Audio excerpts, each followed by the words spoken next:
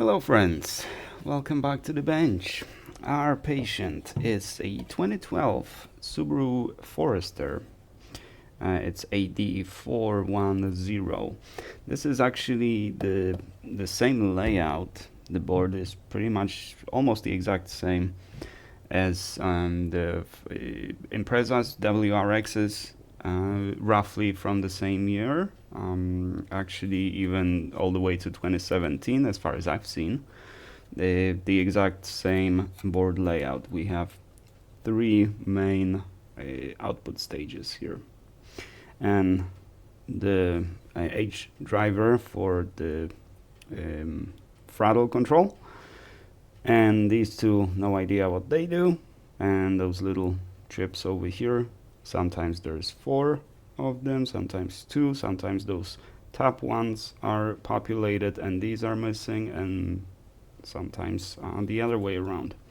Right, 2 linear regulators, 5 volts and 3.3, and that's pretty much it. Right, not much more on these boards.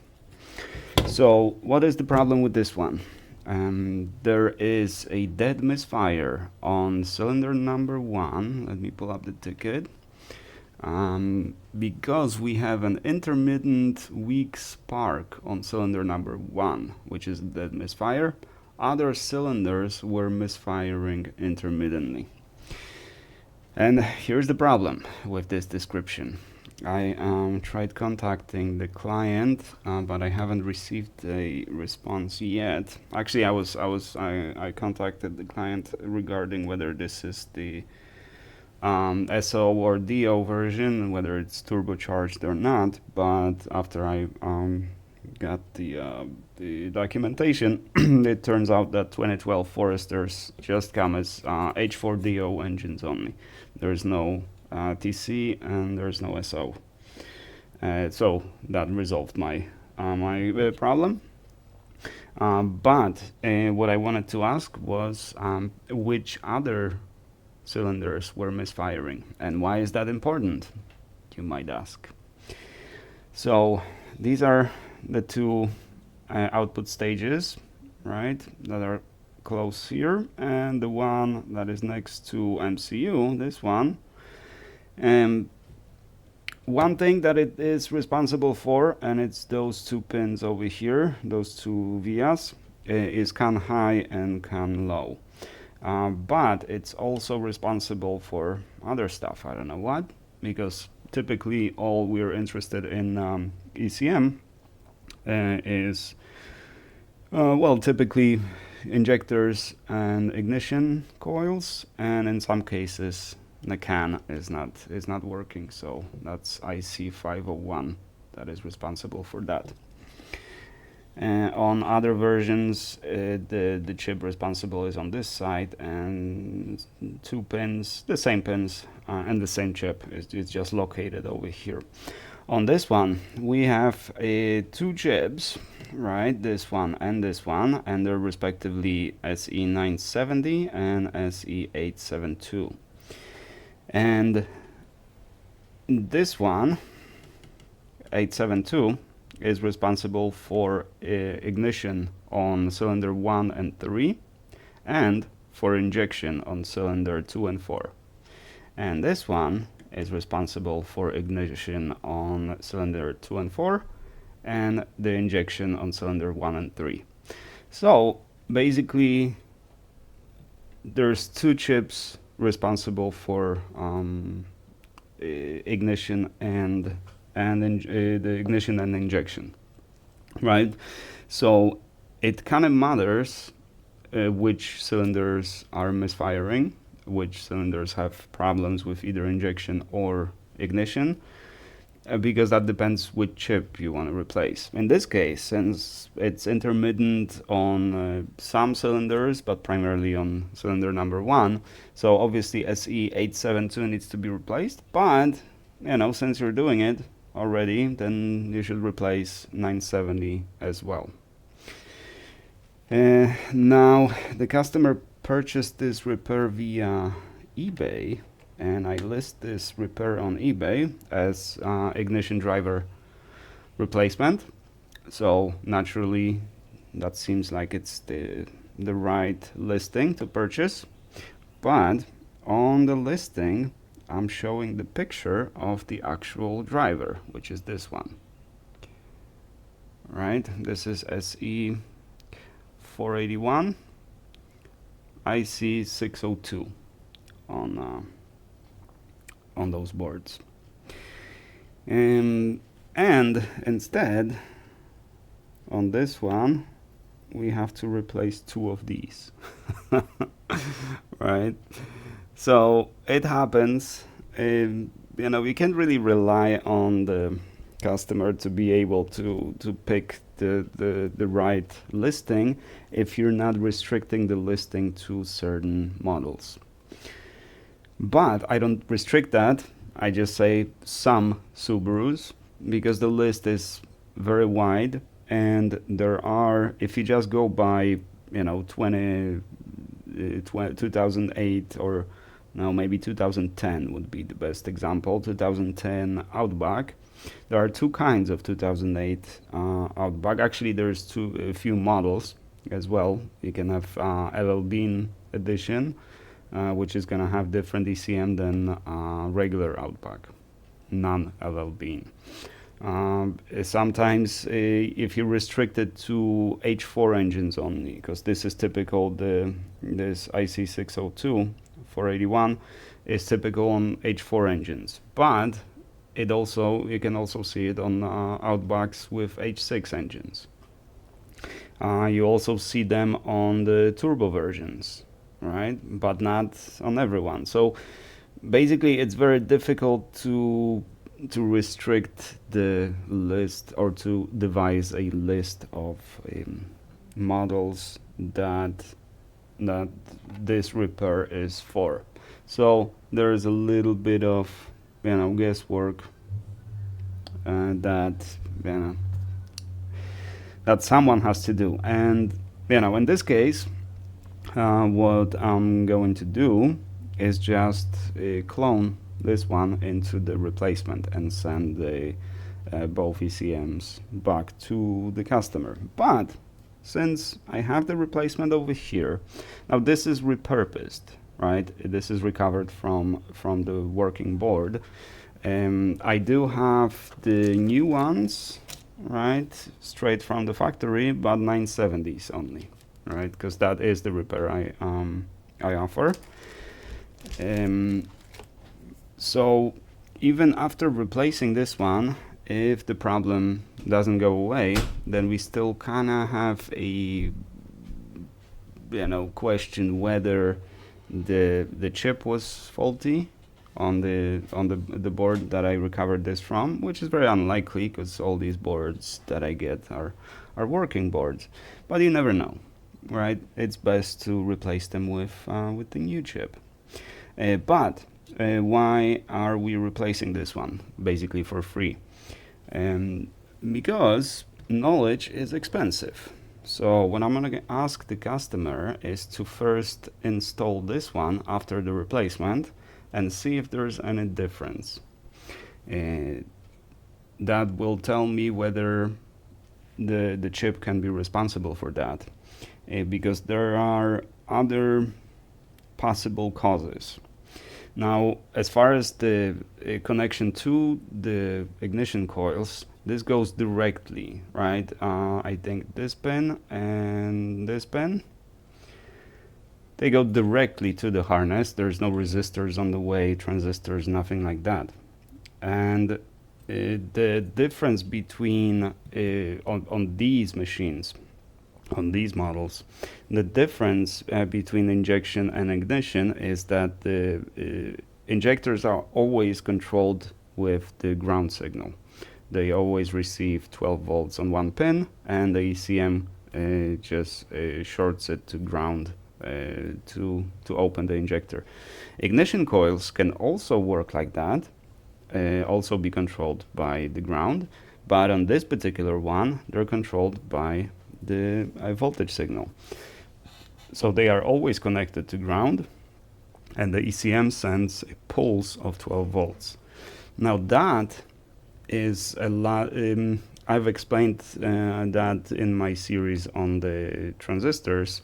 We have high and low transistors. So this is a high transistor, which means the output is a fluctuating ground, right? So the way we drive the transistor is more, there's more considerations basically, because technically that control signal, be it maybe 5 volts, maybe 3 volts, depending on the type of transistor, that voltage is always going to be in reference to the output, not in reference to ground, right? So weak signals or intermittent problems, they might result from fluctuating ground. So in some cases, this will be a problem of the coil. In other cases, perhaps grounding of the coil, maybe wiring. There's a lot of factors that can impact that.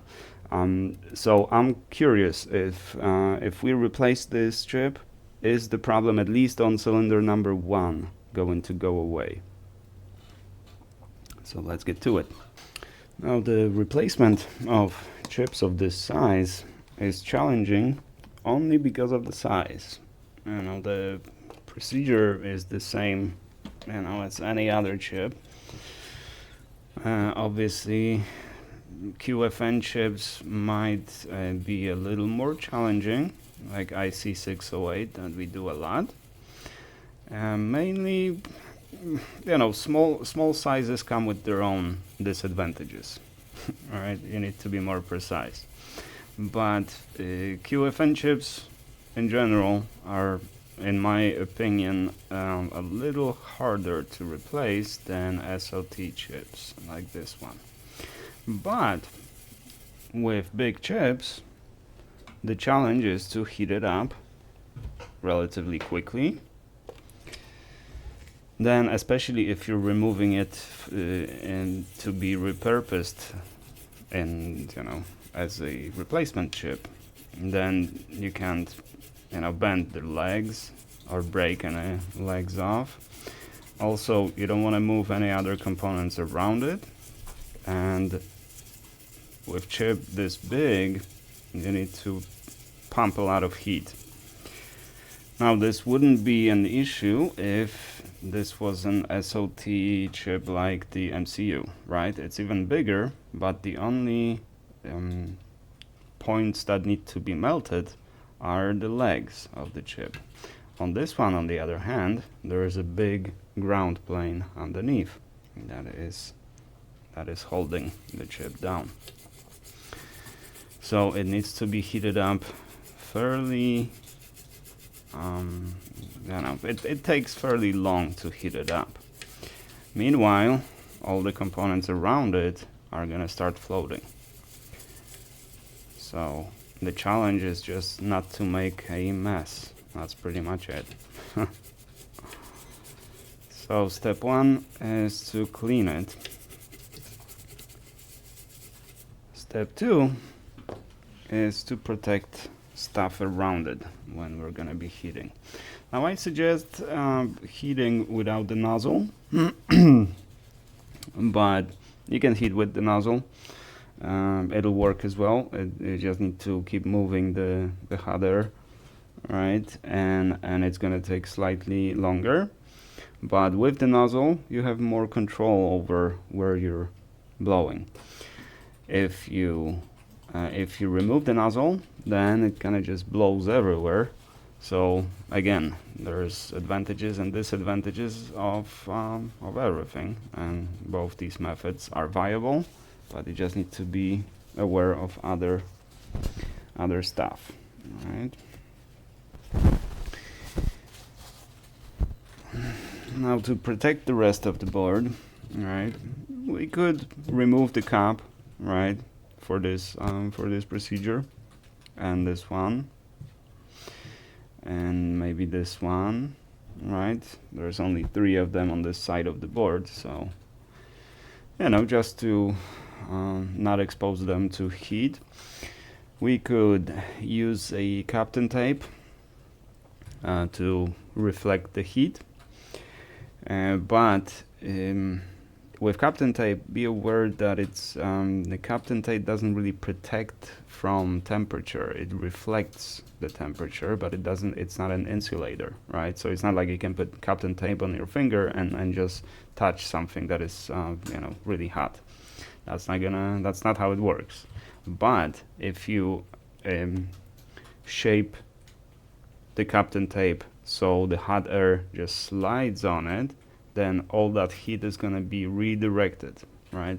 But the Captain Tape itself is not necessarily an insulator. You can touch it with the soldering iron and see that it melts, right? It's kind of like plastic, but it has the reflective properties.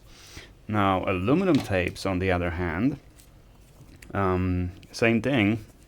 It's not like you can attach something hot using aluminum tape or aluminum foil. As you noticed in my most of my repairs, I put aluminum foil like this on the harness, so we don't melt the harness.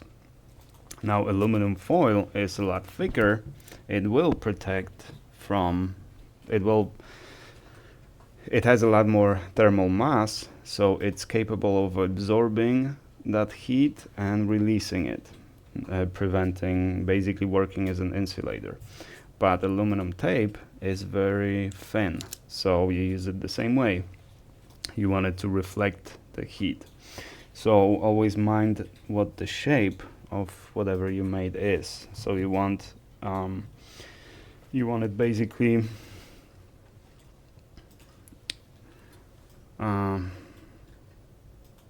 like so, right? So as you heat over here, the hot air just slides on the tape, right, and is redirected outwards, right? If you just tape it all neatly, closely, and create a little pockets, right? If you seal it like this, and there's a little pocket here, then there's going to be pretty high temperature over there, and the harness will melt. Now, I've seen harnesses that were very badly melted on the IC608 replacement attempts. Really badly melted, but it still worked. So, it's not like if it melts a little bit, it's suddenly gonna stop working. However, what we allow to melt is this part over here, right? This, because if you melt here, if this part melts, the actual harness, then it might cause the pins to bend, right?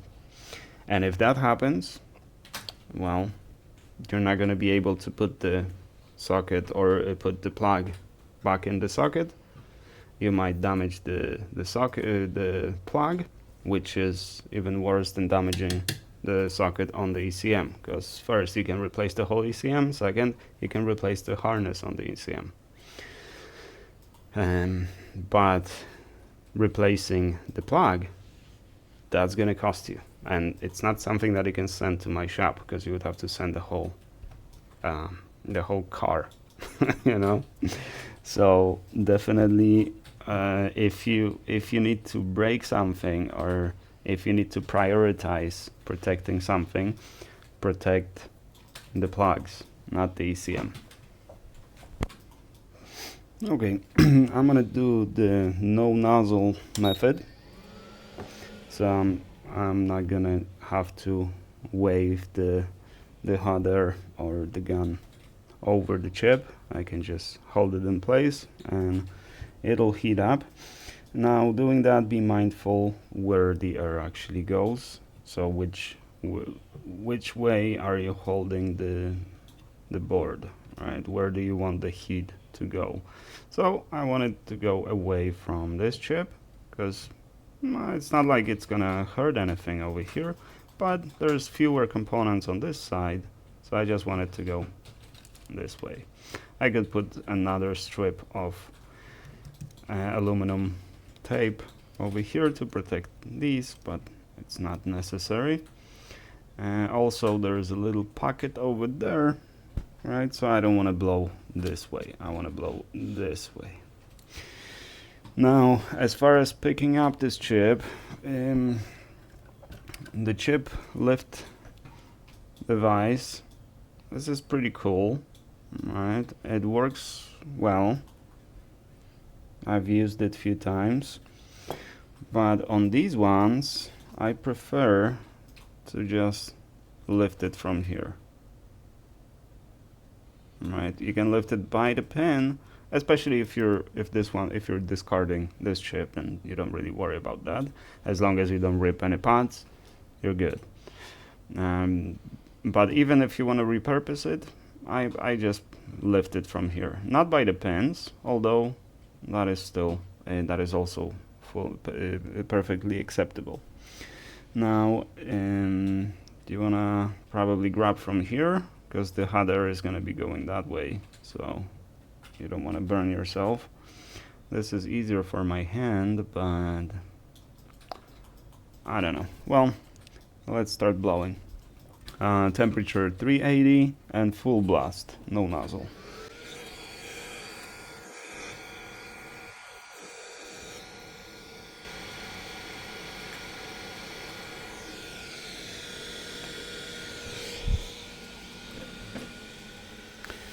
And there you go. I don't know how long that took, but a few seconds. Now, if it's not letting go after, say, 20-30 seconds, then stop what you're doing, because you're overheating the board. It shouldn't take longer than a few seconds. If it's taking too long, then rethink what you're doing, because you don't want to expose the entire board to a lot of heat. Now, using the preheater would probably be beneficial for this. I mean, it would make it a lot easier, for sure. If you preheat the board to 55, maybe 60 degrees, sure. But we have plastic on it. I mean, it's not going to melt in 60 degrees, no problem. But that also means you have to put the board on the preheater. The setup is going to be a little more time consuming and difficult. Well, if you do have a preheater and you can spare some time, then definitely go for it. I just use the methods that are efficient and relatively fast. Plus, I removed plenty of these chips, so I kind of know what I'm doing. But if you do it the first time, definitely use the preheater, because it's going to be a lot easier for you. Now, all the pins need to be clean, otherwise it's going to be difficult to align the chip. And aligning this chip, is it more difficult? Well, it is difficult when one of the pins or few pins are bent, because then you don't know which ones to align. Once you align it, and even if few pins are bent, once it's actually holding, with few pins, then you can just bend the rest of the pins that were bent, right? So it's not a big deal if you have some pins bent. Not a huge deal, but more time consumption. Oh, forgot the extractor.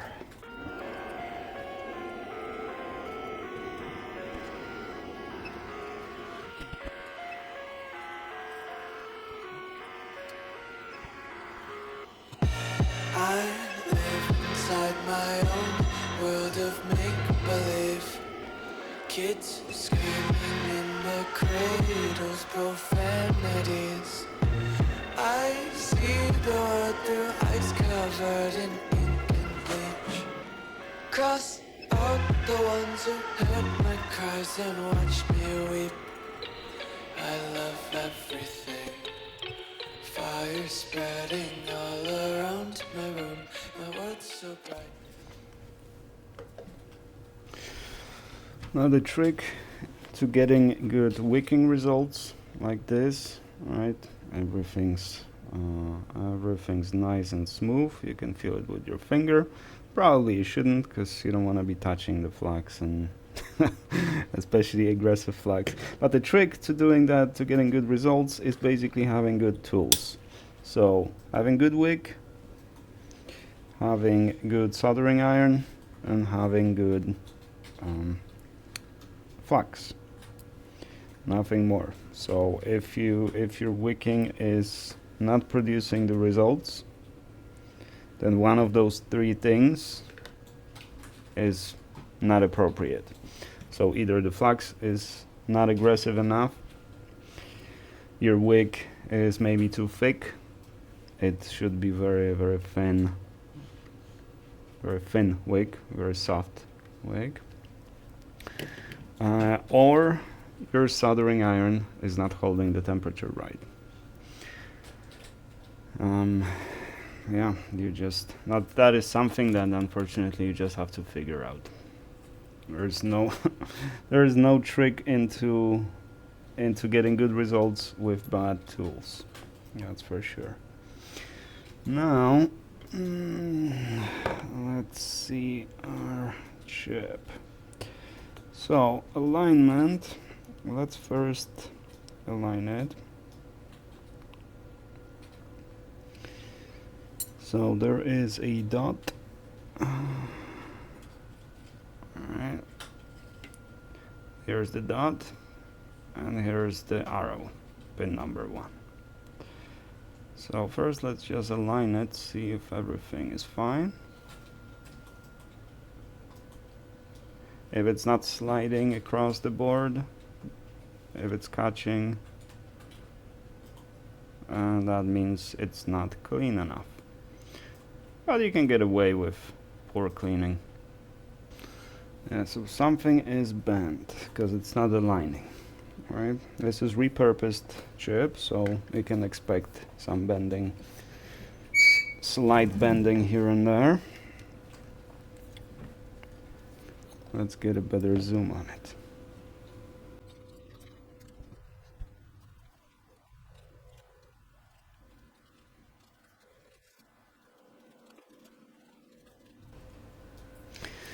Okay, now it is aligned. I was using the wrong chip. I was using the 982 instead of 872. I don't know. I grabbed the wrong one. So it happens.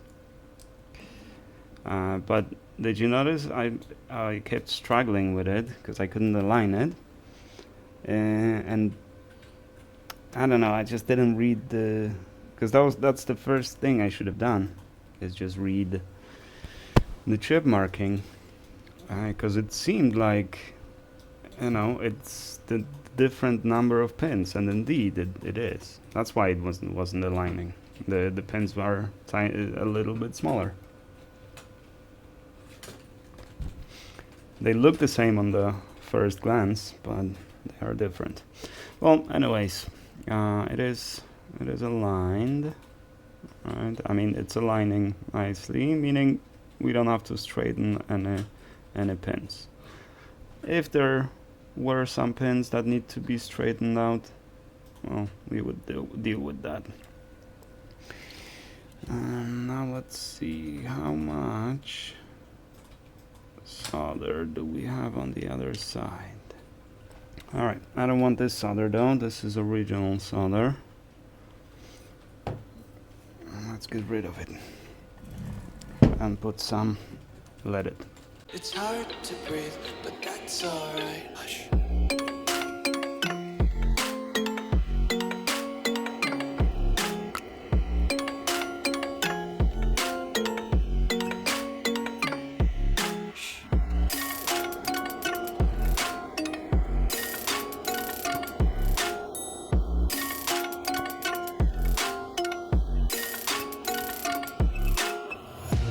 Take my eyes open to force reality.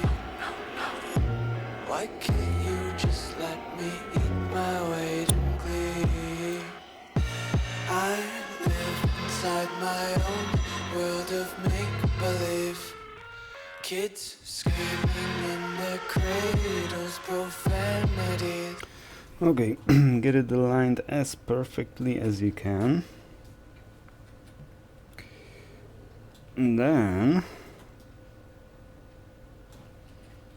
this chip is pretty heavy, right? So that's why in some ways it is easier to work with than the IC608, because IC608 will fly off the board if you blow on it with hot air.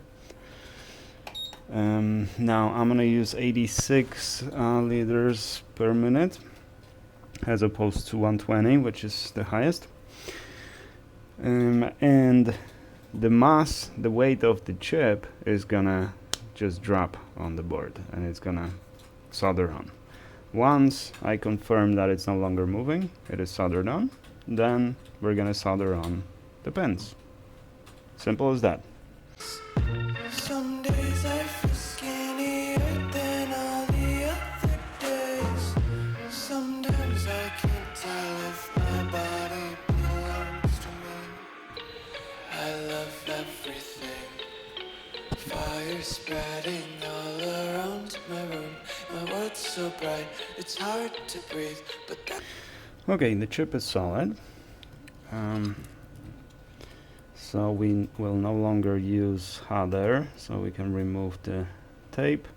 Now at the very end, what I do sometimes is I just put a little bit more solder over here and I heat it up, so it just soaks a little bit of solder in there, but I don't think that's necessary. Nevertheless, on this chip you want the ground to be solid. You want a good ground on it, because it's kind of important for this one. Now the only challenge here is just to not make bridges between the pins, that's all. The soldering is relatively simple because these are the pins well exposed. Again, on QFN chip it's a little harder.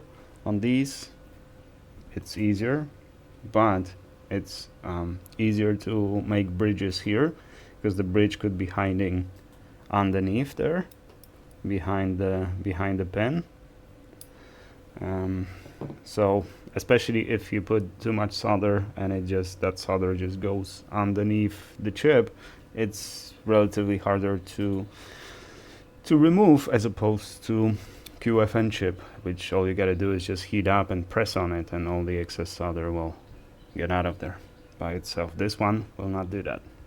The same if you put too much solder on the ground plane and it squeezes out behind the pins, you can't see that and you have bridges and you don't even know where. You can't see them, but they are there. And yeah, then you kind of have to go through pin by pin with the multimeter to ensure no bridges are made.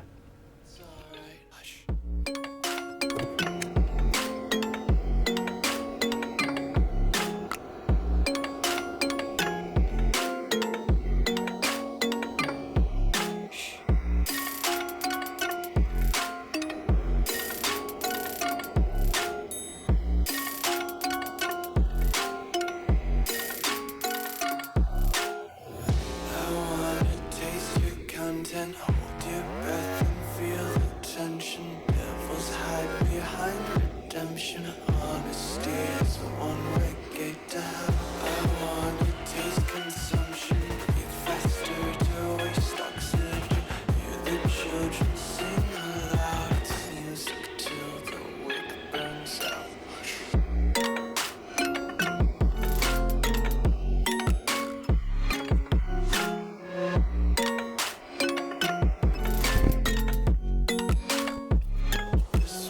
Be carefree lately, yeah. Just kicking up daisies. Got one too many quarters in my pockets. Count 'em like the 4-leaf clovers in my locket. Untied laces, yeah. Just tripping on daisies. as well just ride around the nursery and count sheep. Alright, short 2 hours later, and we're done. Now you see why I only offer this repair on the boards that we can't find the replacement for.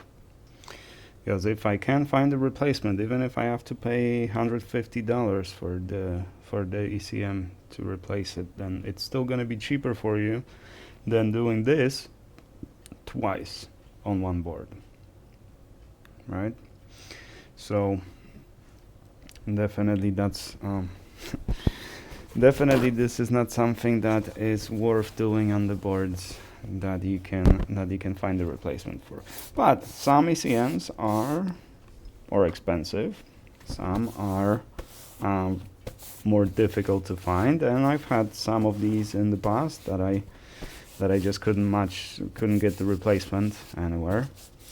I finally found one, not the direct replacement, not the same ECM, but compatible.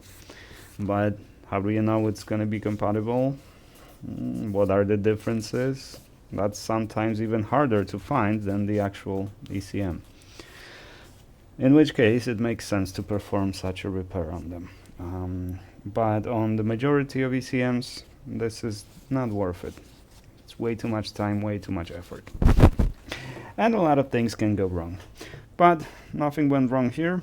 Well, other than initially trying to match the wrong chip. But other than that, it went pretty smoothly. Alrighty, that will do. Thank you guys very much for watching. I do appreciate you. And I shall see you in the next one.